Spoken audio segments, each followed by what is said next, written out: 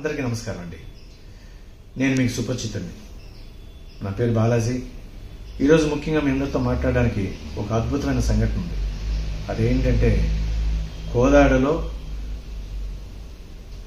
Boys గ్రౌండ్స్లో 23వ తారీఖు సాయంత్రం 6 గంటలకి సంఘటన వెబ్ ఫిల్మ్ రిలీజ్ చేయబోతున్నాం.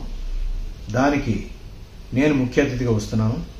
మీరందరూ వచ్చి ఆ కార్యక్రమాన్ని జయప్రదం చేయవలసిందిగా కోరుకుంటున్నాను. God bless you to all.